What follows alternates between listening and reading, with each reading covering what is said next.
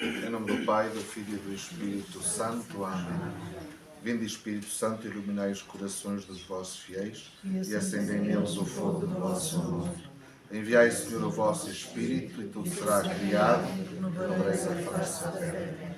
Ó Deus, que instruíste os corações dos vossos fiéis, segundo o mesmo Espírito, fazei com que apreciemos corretamente todas as coisas e gozemos sempre da sua consolação. Por Cristo, Senhor nosso. Amém. Em nome do Pai, do Filho e do Espírito Santo. Amém. Então, filhos, ontem quando chegámos lá em cima, quando vimos o busto do Padre Pio, estava lá uma inscrição a dizer assim: o mundo viveria mais simplesmente sem sol do que sem Eucaristia. Agora, fazendo uma leitura espiritual disto, se não houvesse Eucaristia, o mundo já tinha acabado. Porquê? Porque a Eucaristia, nela, Jesus diz assim ao Pai: ó Pai, olha para mim, olha como eu estou, não olhes para os pecados deles, olha para mim, olha para mim. E isso trava a justiça de Deus. Sem Eucaristia, o mundo já tinha acabado. Então, vamos aqui às mensagens de Garabandal, que são profundíssimas. A primeira mensagem, 18 de outubro de 61. Nossa Senhora diz: o que devemos fazer para evitar um castigo? Primeiro, fazer sacrifícios, muitos. Segundo, muita penitência. Terceiro, visitar o Santíssimo Sacramento. E quarto, ser muito bons. É isto que há a fazer para evitar o castigo. Visitar o Santíssimo Sacramento.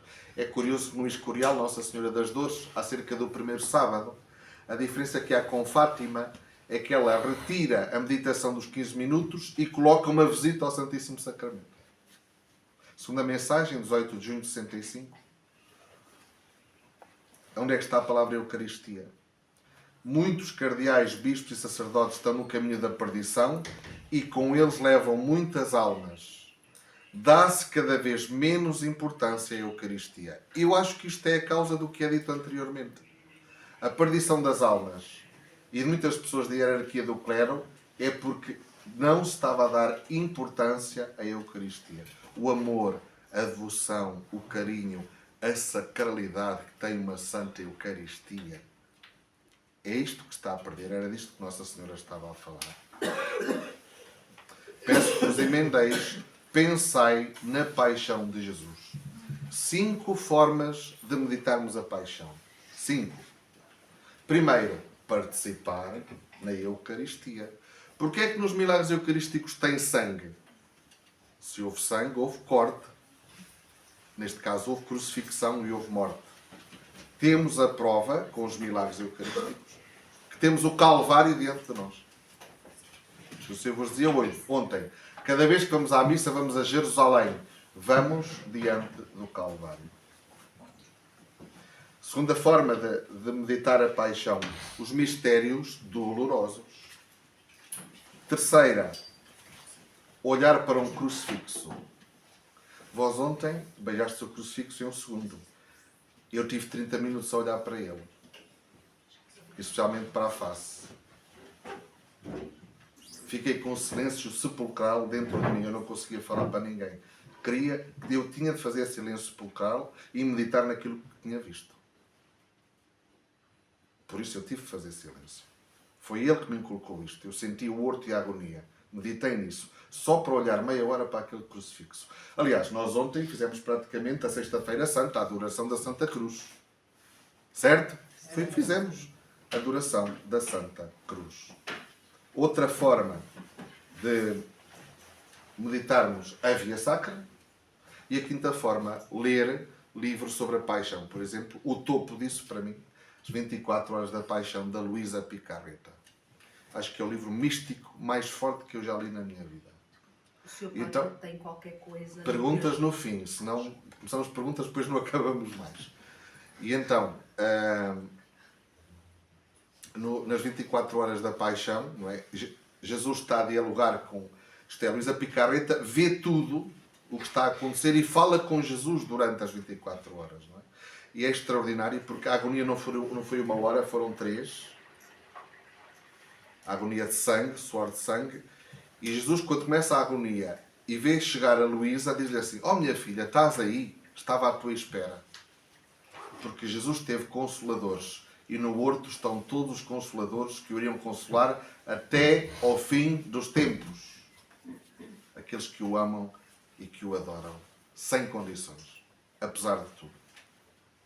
Então são as 5 formas que há de meditar a paixão. Última mensagem, que não é oficial, mas é muito bonita. 3 de novembro de 65. Está bem ou está mal? Está.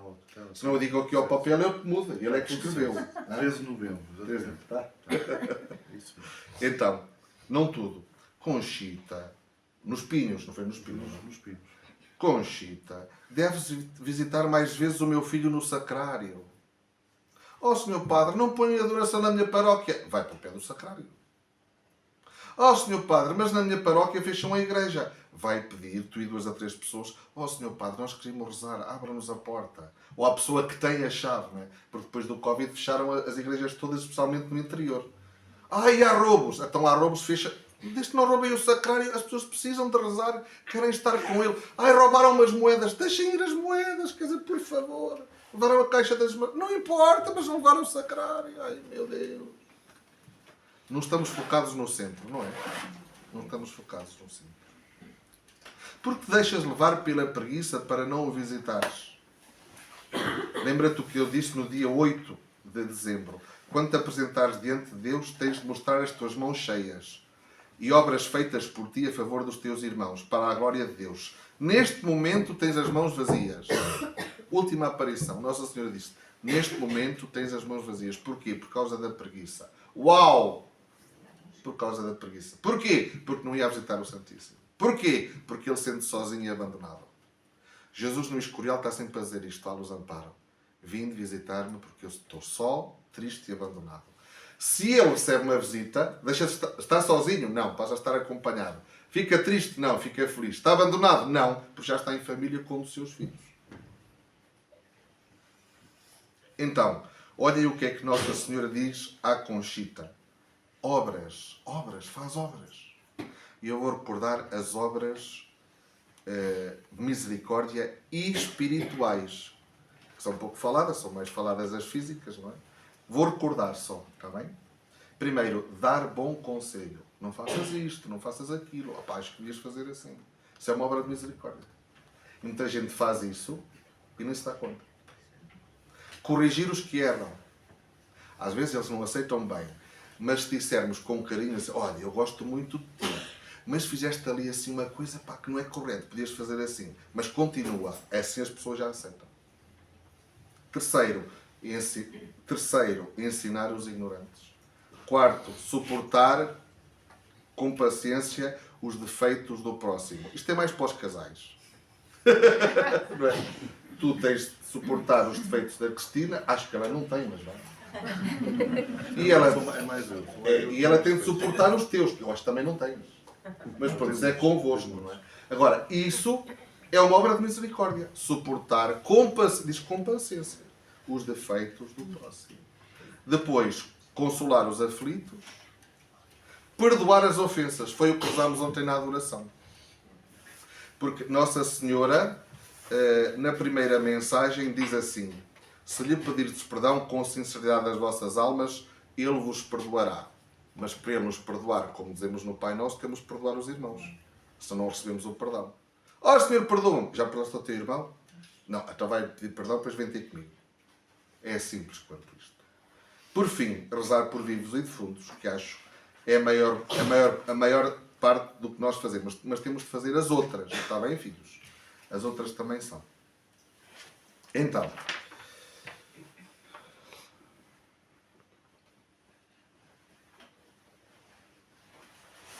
uma coisa que as pessoas também se queixam muito, e eu acho que isto é muito importante, acerca da oração.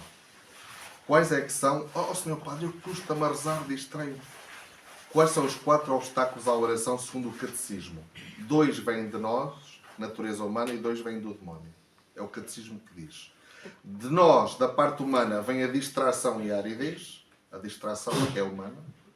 E do demónio vem a falta de fé, quer que a pessoa não tenha fé, e a distração. Não, peraí.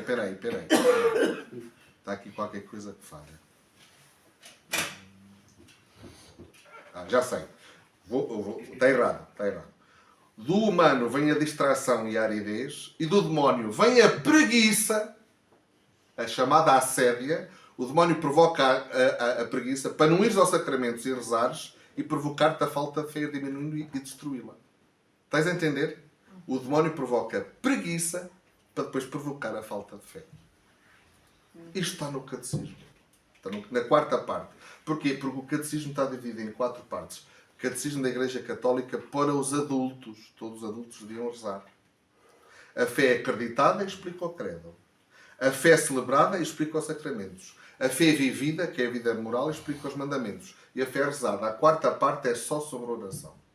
Um dia a minha gente disse-me lá assim: padre, não sabemos rezar. Ai não, então espera aí. Vou pegar na quarta parte do catecismo, tivemos 7, 8 sessões à noite e expliquei-lhes tudo o que era a oração. Toim! Pronto, já está. Catecismo. Não é preciso andar a inventar. Catecismo. Aliás, vós ides ao índice analítico e etc. As palavras está lá. Ora, esta palavra, aborto, onde é que isto está? No número tal. Adoração, número tal. É só usar. Então as meninas começaram a pedir um milagre. Agora vou falar do milagruco. Já estivemos lá, já vimos fotografias, não é? As meninas começaram a pedir um milagre, nem que fosse pequeno, para que as pessoas acreditassem. Não é? Em Fátima pediram o mesmo, depois veio o milagre do sol. 70.000 pessoas. Foi visto a 40 km. Era para ser visto a 100. Mas como roubaram as crianças em agosto, Nossa Senhora ficou triste. Não é? E um dia o anjo São Miguel disse à Conchita: Deus vai fazer um milagre através de ti e de mim. Então no dia 18 de julho, quando recebeu a Sagrada Comunhão, a Santa Hóstia, que o anjo trazia muitas vezes de forma mística e invisível, torna-se visível para todos os que estavam ali naquele momento na aldeia. Elas pensavam que era visível todos os dias. As meninas pensavam que era visível todos os dias. Agora, esta é muito boa. Um dia as meninas perguntaram onde é que o anjo ia buscar as hóstias consagradas. E ele respondeu: aos sacrários da terra. Eles não celebram, eles não são sacerdotes. Certo? Portanto, Garabandal não tinha todos os dias missa, pois era anexa da paróquia de Cosio. E agora, esta é muito boa. Quando foi a terceira aparição do anjo em Portugal, houve ali uma terra próxima, que é a freguesia de Juncal, concelho de Porto de Mós. Houve uma festa com procissão eucarística. E depois da terceira aparição do anjo, isto está relatado, o sacerdote, quando foi a vez seguinte à igreja, encontrou o cálice fora do lugar e a hóstia magna tinha desaparecido do sacrário. Padre, mas essa igreja é dedicada a São Miguel Arcanjo desde 1560. Ele foi buscar o Santíssimo a uma igreja dele. Toim! Isto é fabuloso. Isto é fabuloso. As pessoas têm de saber isto. As maravilhas da igreja não têm fim nem têm fundo, não é? Era de São Miguel já há 500 anos. Então era dia de baile, aquele dia, havia cerca de 10.000 pessoas. Durante o dia não houve nada de extraordinário e o Sr. Ramos Serrano disse: eu tinha uma lanterna potente, estava colado a ela, metia-lhe quase os dedos na boca. A Conchita esticou a língua, começou a formar-se um ponto branco e a crescer em forma de espiral. Ela não pôs nada na boca nem nos bolsos. A língua estava totalmente vazia, sem nada. E a Celina Cuenca testemunha: obrigado, Senhor, agora sim sei que existes. Muitos que viram não acreditavam na mesma, mas ela passou a acreditar. O padre José Luís Saavedra diz que houve 2 partes antagónicas que chegaram à aldeia. O Sr. José António Giuliani não viu o milagre e perguntou: ei, opa, tu viste? Não. E tu? Pronto, é tudo mentira, é a noite, estava escuro, foi engano das meninas. E depois espalhou-se. Outro, conta Conchita no seu diário: o padre franciscano, o padre Justo, foi à diocese dizer que era tudo mentira. Depois pediu desculpa por tudo isso à sua comunidade, pois estava irritado. Havia pessoas contra, sem terem visto nada, que faziam muito mal às aparições. Isto é tirado do documentário. Agora, vamos ver a visão do Sagrado Coração de Jesus. aquela imagem que vimos lá ontem, o lugar que o Rui explicou muito bem. Então ela teve a visão do Sagrado Coração, foi em 18 de junho de 61. Que dia é que foi o dia da aparição do Sagrado Coração de Jesus? Finais de 18, não é? 18 de junho de 61. As 4 meninas voltaram ao mesmo lugar da calheca, pois esperavam ver de novo o arcanjo. No dia seguinte, no quadro, sobre uma pedra plana, ajoelharam-se e puseram-se a rezar. Foi nesse sítio que surgiu de novo o anjo e a Santíssima Virgem, onde também Jacinta teve a visão do Sagrado Coração de Jesus. Mas foi só ela, certo? Foi só ela. Foi só ela. Okay. Agora, é muito interessante. O profeta Jeremias diz assim: tirarei de vós um coração de pedra e dar-vos-ei um coração de carne. Uma pessoa diz, mas que coração de carne é esse? Olha, em Fátima houve uma aparição eucarística apontada pelo beato Carlo Acutis. Na terceira aparição, da irmã Lúcia, o anjo apareceu-nos pela terceira vez, trazendo na mão um cálice, sobre ele uma hóstia, suspensos no ar. Prostrou-se por terra e rezou connosco, Santíssima Trindade. Depois levantou-se, tomou de novo nas mãos o cálice e a hóstia e deu uma hóstia a mim. A Lúcia já tinha recebido a primeira comunhão, os primos não. E o cálice a beber ao Francisco e à Jacinta. Portanto, eles receberam a primeira comunhão das mãos do anjo, dizendo: tomai e bebei o corpo e sangue de Jesus Cristo, horrivelmente ultrajado pelos homens ingratos, os que não dizem obrigado a Deus. Não é? Reparai os seus crimes. Portanto, o anjo está a dizer que a ingratidão é um crime. Porquê? Porque eu não dou a Deus o que lhe pertence. Eu devo-lhe louvor e agradecimento e não lhe o dou. Portanto, a virtude da religião é a virtude da justiça. Entendido? Reparai os seus crimes e consolai o vosso Deus. E o beato Acutis diz que, muito bem, que o anjo, quando traz o cálice e a hóstia em suspenso, estão a cair umas gotas de sangue da hóstia para o cálice. Isso é um milagre eucarístico. Só que eles comungaram-no e nunca mais ninguém o viu, como o Santarém que está lá. Entendido? Terceira aparição, milagre eucarístico. Carlo Acutis. Toim! Isto não vai. O toim a gente dorme. Estamos. Mas mete um bocado de piada. Quer dizer, para as pessoas estarem à vontade. Nós não somos snobs como na Inglaterra, não é? Somos latinos, o sangue. Ora bem, agora eu queria falar um bocadinho de 3 milagres eucarísticos. Está bem? Um deles é em Portugal. Quem é que já foi ver o milagre eucarístico a Santana? Eu. Cerca de metade. Um dia vais entrar. Vai fechar a igreja. É preciso combinar antes, porque é. Então, olha aí. Tens a ver aqui? Mais ou menos. Depois vê-se no vídeo. 16 de fevereiro de 1247, uma dona de casa chamada Margarida, casada com Pedro Muniz, sofria muito com a infidelidade do marido e decidiu consultar uma bruxa judia. E a bruxa judia disse-lhe: tens de me trazer uma hóstia consagrada para eu te ajudar. E ela foi à igreja, naquele tempo só havia missa aos domingos, e ela pediu a comunhão ao sacerdote. E o sacerdote deu-lhe a comunhão. E ela escondeu-a debaixo do chão. Na rua, as pessoas dizem: oh, minha senhora está ferida, o que é que lhe aconteceu? O sangue começou a jorrar. Chegou a casa, colocou dentro de uma arca, no meio da noite a arca abre, numa explosão de luz, como se fosse um sol. Ela, arrependida, foi chamar os sacerdotes, fizeram uma procissão até à capela de Santo Estevão, do Santíssimo Milagre. É engraçado que o dia a seguir estava feita uma âmbula de vidro redonda à volta do Santíssimo Milagre que ninguém tinha feito. Obviamente que foi feita pelos anjos. E agora já apareceu outro milagre. Eu, quando fui lá, em junho de 2018, o guardião, portanto, uma pessoa sabe lá em cima, pelas escadas esquerdas, sobe depois por trás do milagre, não é? E vê o milagre de frente, a um palmo, não é? A um palmo da nossa cara. E então ele revelou-me, disse: oh padre, olha, sabe, em 95, repare lá para a parte superior esquerda do milagre. Sim, eu disse: está lá uma face. Sim, sim, esse é o terceiro milagre. Como nós fazíamos com as canetas e nas moedas, no papel vegetal, quando éramos miúdos. Assim, tal e qual, tipo em carvão, a face de Jesus. Ele disse: isto apareceu em 95, já é outro milagre. Ah, pois é. Santarém. Santarém. Pois é. Agora, vamos a dois mais recentes. O milagre de Buenos Aires. Não é preciso dizer que o primeiro grande milagre eucarístico é de Lanciano, no século VIII.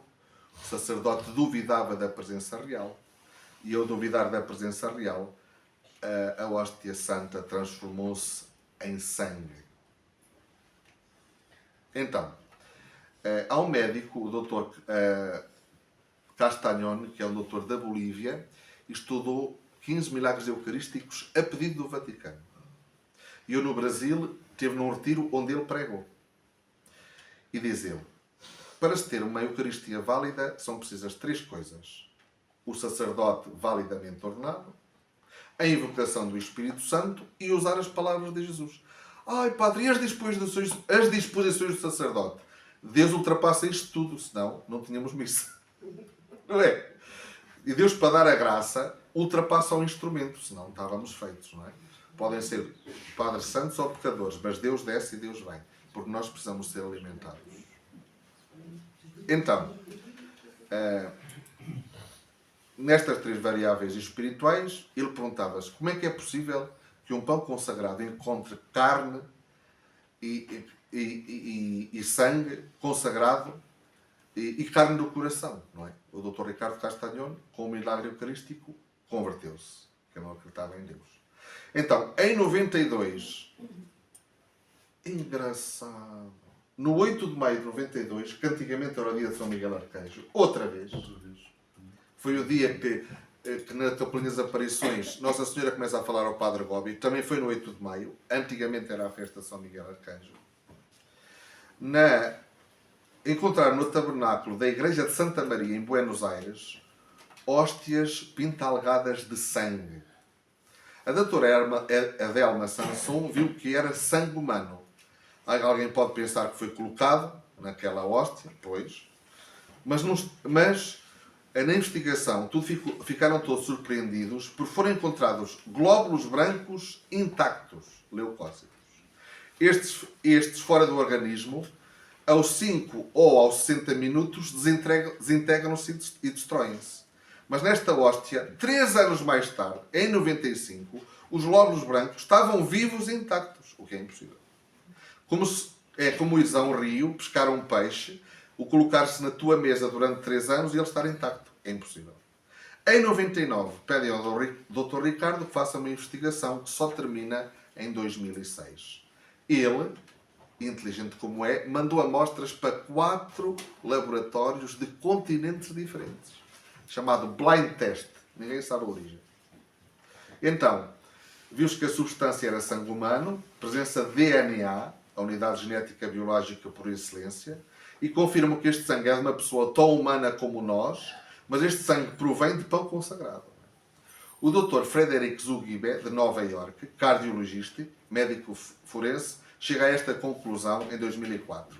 O seu paciente sofreu muito. É tecido de coração humano, que costuma ser bastante retilíneo, mas está dobrado, todo magoado. É tecido do coração, do ventrículo esquerdo, e este coração tem uma lesão no miocárdio, que é o músculo que faz bater o coração e dá vida a todo o organismo. Em 25 de março de 25, o doutor diz: o seu paciente teve um ataque cardíaco de vários dias de duração devido a uma obstrução na artéria, supranutrição e oxigênio à área do músculo cardíaco. A obstrução pode ser resultado de uma esclerose arterial ou trombose coronária ou um golpe severo à altura do peito do coração, a lança. Até isso está nas análises de laboratório.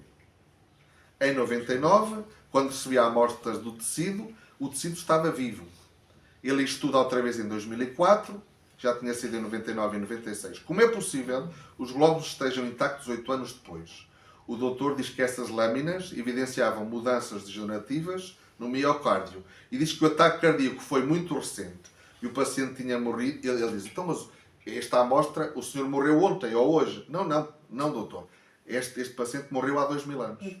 O doutor ficou: a sério, sim, é uma amostra eucarística. Mas o paciente tinha morrido há 2000 anos. Entreguei tudo ao cardeal Bergoglio no 17 de março de 2006 e ele mostrou muitos documentos de denúncias que chegavam ao Vaticano pelas ofensas que se faziam à Eucaristia e disse-me: você tem a prova de que o Senhor está presente na Eucaristia. Fala disto a todo o mundo. É preciso ter muita atenção na comunhão. Por exemplo, ontem uma senhora a comungar, comungou, fechou a mão e ia embora. Eu disse: comungar já à minha frente, se não deixa. Comungar. É assim que se rouba. Se o sacerdote não diz nada, fechou a mão e ia embora. Não. Comungo já. Aqui, agora. Comungar à minha frente. Por isso é que agora no Santuário de Fátima estão sempre 2 guardiões, um de cada lado, para verem se há pessoas que vão a roubar. Não é? Como se viu num dos últimos vídeos, uma pessoa ia a fazer assim, já ia, e o guardião já estava, já era mais uma. Não é? Pronto. Agora, o terceiro e último, o Milagre do México. O Milagre do México também é novidade muito grande. É de 2006 e só alguns pormenores, porque o tempo está a passar. Em 2009, o bispo pede ao Dr. Ricardo Castagnone o mesmo, porque ele diz: padre, e se alguém pôs sangue na hóstia? Eu não posso enganar. Tenho medo que alguém tenha colocado sangue. Será possível ver se o sangue veio do interior ou se o colocaram por cima? Porque uma das hóstias começou a jorrar sangue. Então o sangue estava coagulado desde 2006. Em 2010 descubro que debaixo desse sangue coagulado há sangue fresco e vivo. Um corpo humano vivo que está produzindo sangue constantemente. E diz ele, desse sangue dá para fazer embriões, cérebro, neurónios, músculos, tecidos, tudo. Tudo disto está numa partícula de pão. E o cardiologista Dr. Planck disse: isto é o quadro que observamos quando uma pessoa teve um infarto cardíaco. Resgataram o ADN e encontraram uma coisa muito interessante. O ADN é tipo quando a pessoa tem uma trança de cabelo, não é? Tem de dividir ao meio, metade vem do pai e metade vem da mãe, certo? Este sangue do milagre eucarístico só tem a parte da mãe. E prova que o pai é espiritual. Como é que o Dr. Ricardo fez isto? Pediu a Nossa Senhora durante 2 anos: por favor, dá-me uma amostra do teu sangue, dá-me uma amostra do teu sangue. 2 anos depois, ela chorou no México e na Venezuela. E ele foi fazer as amostras. E então, com o sangue de Nossa Senhora e o sangue dos milagres, ficou provado que eles são mãe e filho. Mas o denominador comum das pesquisas é o tipo de sangue do Santo Sudário de Turim é AB, o do México é AB, todos são AB. É mesmo, trata-se da mesma pessoa. Então, no século XVII, Nosso Senhor diz a Margarida Maria Alacoque: este é o coração que tanto amou os homens, mas que a compensação única que recebe é ingratidão. Outra vez. Ingratidão. Sempre ingratidão. E o que mais me dói é que esta venha dos filhos que se dizem meus. Por isso o profeta Jeremias diz: dar-vos-ei um coração de carne. Deus deu-nos o coração de carne na Eucaristia. Deus deu-nos o seu coração. O coração do Deus, Criador do Universo, está no altar na Eucaristia. Todos os dias. A toda a hora. Ele fez um estudo, eu acho que foi com a Julia Kim, da Coreia do Sul, e pediu que perguntasse ao Senhor porque é que ele sangra desta maneira e o seu coração está tão magoado. E Jesus respondeu: há muitas mulheres e homens que querem formar um lar sobre cinzas de lares que destruíram. Permitem que o adultério entre nas suas casas. Sangro porque os homens, em vez de se amarem, se armam para fazer sangrar. Sangro porque não se faz justiça aos pobres. Sangro porque, em vez de darem pão aos pobres, preferem gastar o dinheiro em armamento. Depois de 2000 anos, ainda não me conhecem e continuam a crucificar-me. Tens aqui um exemplo do milagre eucarístico do México. Não é pouco, pois não? Não é nada pouco. E não para. Está vivo, está a jorrar. É uma fonte de sangue. Não para. Não para. Não para.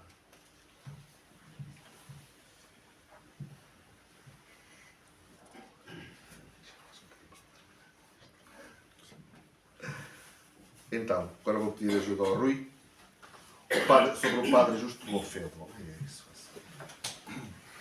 Um dos sacerdotes que tivemos a graça de conhecer em Garabandal foi o padre Justo, missionário e um dos sacerdotes confidentes de Conchita. A sua missão está ligada à devoção do Santíssimo Sacramento e, neste momento atual, é um dos principais professores da implementação da adoração perpétua, ou seja, adorar o Santíssimo Sacramento no altar 24 horas por dia. O Padre Justo visita por diversas vezes a aldeia de Garabandal e grande parte do seu tempo dedica-se à adoração do Santíssimo Sacramento na igreja de Garabandal. Portanto, isto é uma obra, a conscientização que as pessoas têm desta aparição da Santa Eucaristia, e este padre, na Espanha, está a difundir a adoração perpétua em várias paróquias. Aquela lojinha da Milagros, à frente, ontem à frente, tinha uma mesinha com livros para doar. E este livrinho, em defesa da Eucaristia, é Mensageiros de Vida, Apóstolos da Eucaristia. Portanto, das aparições, aparece uma associação que se chama Apóstolos da Eucaristia. Difusão da Eucaristia. Em defesa da Eucaristia. O livro que eles fizeram. Portanto, os frutos são eucarísticos. Não é? Então, a primeira mensagem de 61 era tão simples que as pessoas ficaram muito desapontadas, como disse o Rui. E em 65 chocou-os a todos de tal forma que tiveram dificuldade em aceitá-la. Mas quando ela disse em 65, a respeito da existência dos maus cardeais, bispos e sacerdotes, que eram ministros da Eucaristia, e sobre o anúncio de que cada vez se dá menos importância à Eucaristia, temos de aludir aqui a respeito dos novos ensinamentos teológicos em relação à Eucaristia, que começaram a aparecer em revistas, em livros, nos meados dos anos 60, e que depois o Papa João Paulo II vem dizer que a apostasia tinha-se difundido pela Igreja e que naquele momento, a partir dos anos 80, 70, para a frente, nos seminários e nas universidades católicas estava-se a difundir uma doutrina não católica. E depois, por isso, é que também veio o Papa Paulo VI na Mysterium Fidei, porque vê que as coisas, depois de haver a modernização da Santa Eucaristia, com o Novus Ordo, o Papa Paulo VI deu-se conta que a doutrina sobre o sacrifício real e a presença real estava a ser abandonada. E ele faz uma encíclica chamada Mysterium Fidei. Eu só tirei alguns números que provam e mostram a realidade da doutrina católica até hoje. E eu gostava que o Rui lesse estes 3, 4 números. Está bem? O mistério eucarístico realiza-se no sacrifício da missa. Convém recordar primeiramente aquilo que é, por assim dizer, a síntese e o ponto mais sublime desta doutrina, que no mistério eucarístico é representado de modo admirável o sacrifício da cruz, consumado uma vez para sempre no Calvário, e que nele se relembra perenemente a sua eficácia salutar na remissão dos pecados que todos os dias cometemos. Segundo ponto. Vede as vezes que aparece a palavra sacrifício. Mas há outra coisa que nos apraz acrescentar, por ser muito útil para aclarar o mistério da Igreja, desempenhando esta, em união com Cristo, as funções de sacerdote e de vítima. É ela toda que oferece o sacrifício da missa, como também ela toda é oferecida no mesmo. Terceiro ponto. Toda a missa, ainda que celebrada privadamente por um sacerdote, não é a ação privada, mas a ação de Cristo e da Igreja. Esta, no sacrifício que oferece, aprende a oferecer-se a si mesma como sacrifício universal e aplica pela salvação do mundo inteiro a única e infinita eficácia redentora do sacrifício da cruz. Na realidade, qualquer missa celebrada oferece-se não apenas pela salvação de alguns, mas pela salvação do mundo inteiro. No sacrifício da missa, Cristo torna-se presente sacramentalmente. Primeiro ponto em relação a este assunto. O pouco que a propósito do sacrifício da missa expusemos, leva-nos a dizer também alguma coisa do sacramento da Eucaristia. Um e outro, sacrifício e sacramento, fazem parte do mesmo mistério, tanto que não é possível separar um do outro. O Senhor imola-se de modo incruento no sacrifício da missa, que representa o sacrifício da cruz e lhe aplica a eficácia salutar no momento em que, pelas palavras de consagração, começa a estar sacramentalmente presente como alimento espiritual dos fiéis sobre as espécies de pão e de vinho. É verdadeiramente sublime a presença de Cristo na sua Igreja pelo sacramento da Eucaristia. Esta presença chama-se real porque é substancial, quer dizer, por ela está presente, de facto, Cristo completo, Deus e homem. O simbolismo eucarístico, que se nos faz compreender bem o efeito próprio do sacramento, que é a unidade do corpo místico, não explica, todavia, nem exprime a natureza que distingue este sacramento dos outros. A instrução dada constantemente pela Igreja aos catecúmenos, o sentido do povo cristão, a doutrina defendida pelo Concílio Tridentino e as mesmas palavras que usou Cristo ao instituir a Sagrada Eucaristia vão mais longe. Obriga-nos a professar que a Eucaristia é a carne do nosso Salvador Jesus Cristo, o qual sofreu pelos nossos pecados e foi ressuscitada pelo Pai na sua benignidade. As palavras do mártir Santo Inácio apraz-nos acrescentar as do Teodoro de Mopsuestia, neste particular testemunha fiel da crença da Igreja, e que diz assim: o Senhor não disse, isto é o símbolo do meu corpo e isto é o símbolo do meu sangue. Jesus não disse isto é o símbolo. Não disse. Não disse isso. O que é que disse? Mas isto é o meu corpo e o meu sangue, ensinando-nos a não considerar a natureza visível que os sentidos atingem, mas a crer que ela, pela ação da graça, se mudou em carne e sangue. Em 7 ou 8 números desta encíclica fala 9 vezes da palavra sacrifício e 1 vez da presença real. A partir do momento em que o Papa Paulo VI publica esta encíclica, muitos sacerdotes e teólogos ficaram indignados contra ele. Mas a questão é que a Eucaristia é dogma de fé ou não é? É dogma de fé. Dogmíssimo de fé. Dogma de fé. E então, porque se Jesus não está presente, não realiza a salvação. Se Jesus não está presente, para que é que estão os sacrários? Tudo se põe em causa. Não é? Por exemplo, a reforma litúrgica da missa no Concílio Vaticano II foi feita por católicos e protestantes. E protestantes. Por ambos, não é? E protestantes. Então muita gente a partir daí ficou contra o Papa, porque não concordava com aquilo que isto é a doutrina católica de há 2000 anos.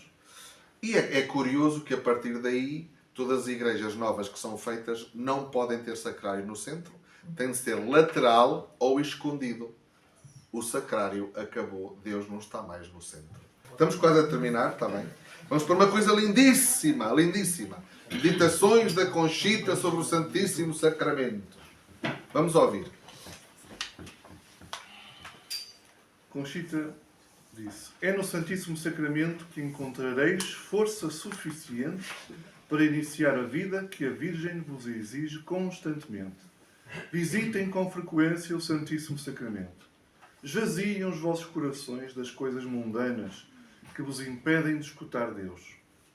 Quero acentuar o facto de que deveis visitar frequentemente o Santíssimo Sacramento. Ele encher-vos-á de graças e de força para que possais levar ao mundo as mensagens da nossa Mãe e vivê-las nas vossas vidas cotidianas. A melhor maneira para nos ajudarmos uns aos outros é cada um de nós viver de forma mais perfeita que pudermos. E para o fazermos, Jesus espera por nós no Santíssimo Sacramento, para nos dar a luz e a força para continuarmos no caminho da felicidade. Aquilo que mais ofende Nosso Senhor é a indiferença. Quando estamos na igreja, falamos uns com os outros e não pensamos em quem está no tabernáculo, aí estamos a ofender Nosso Senhor. Se o Papa ou o Presidente estivessem sentados nesta sala, perderiam tempo a falar comigo ou com outra pessoa? Não. A vossa atenção recairia sobre essa pessoa importante, presente. Por razões muito variadas, as pessoas esquecem-se de que Jesus está no altar e no tabernáculo. temos que acreditar com fé que é Ele.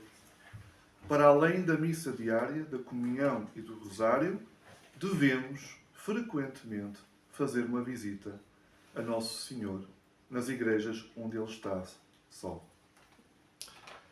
Santo Cura de Ars tem uma história muito bonita sobre uma das suas ovelhas, um senhor que todas as manhãs ia para o campo, passava na igreja, deixava a enxada cá fora, entrava, ia embora. Ao fim do dia vinha, deixava a enxada cá fora, entrava, estava com o senhor e ia embora. E o Cura de Ars ficava assim um bocadinho a pensar, mas o que é que ele falará com Jesus? Qual será a oração dele? E ele perguntou, olha, ó senhor, o que é que você fala com Jesus? Eu não falo nada. Eu olho para ele e ele olha para mim. Isto é a contemplação. Eu olho para ele e ele olha para mim. Ponto. É engraçado que o Padre Oliveira, podem seguir o Padre Oliveira à vontade e a Freira Nordestina, e as suas profecias são muito, muito boas. Não é? Nada acontece no mundo que Deus não revele por antecipação aos seus profetas. Dizem profeta Amós 3.8. Não é? Então, são muito, muito bons. O Padre Oliveira, as profecias do Padre Oliveira e a Freira Nordestina. E o Padre Oliveira diz uma frase que é uma coisa extraordinária sobre o que é a adoração. Diz assim ele: a adoração deve ser a tua âncora e a sua corrente deve ser o terço. A adoração deve ser a tua âncora e a sua corrente deve ser o terço. A adoração deve ser a tua âncora e a sua corrente o santo terço. Vamos terminar com algumas meditações do Padre Pelletier.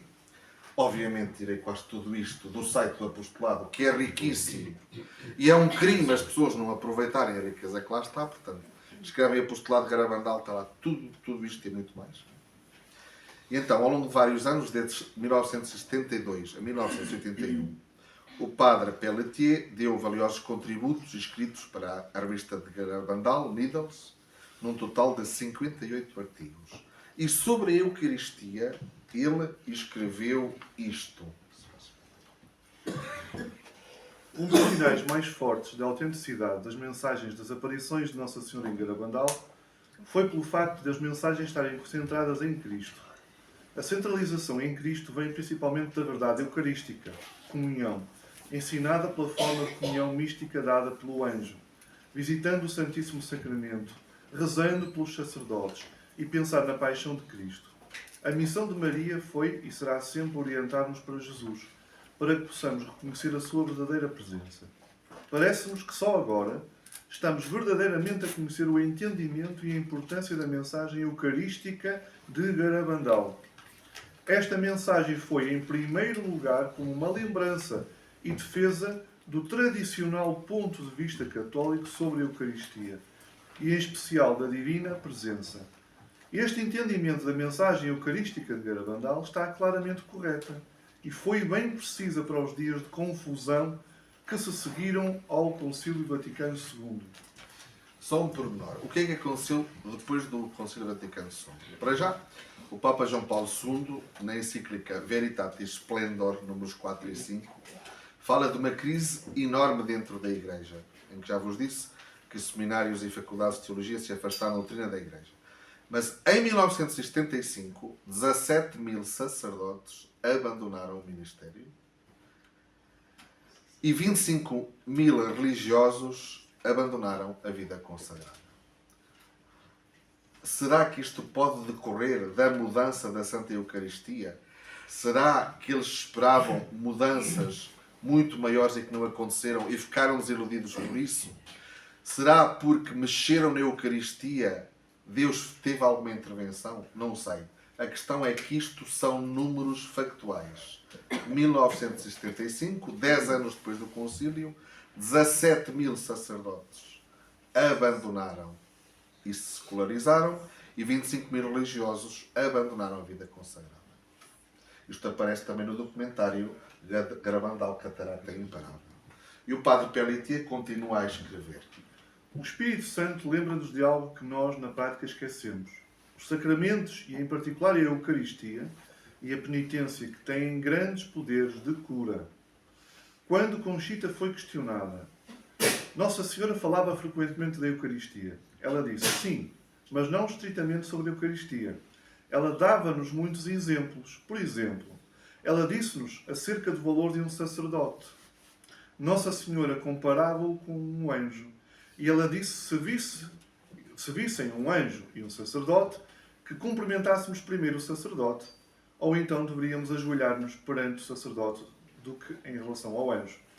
Nossa Senhora explicou-nos isso. Porquê? Porque o anjo é espiritual, não dá para cumprimentar. E o sacerdote tem corpo e alma. Corpo e alma. Dá para... Tá bom, é só por isso. É só por isso. Nossa Senhora explicou-nos isso. O sacerdote consagra e segura Jesus com as suas mãos e o anjo não. Portanto, Nossa Senhora explicou isto diretamente às crianças. Ela disse-nos que era uma maior graça receber Jesus, Santa Comunhão, do que vê-la.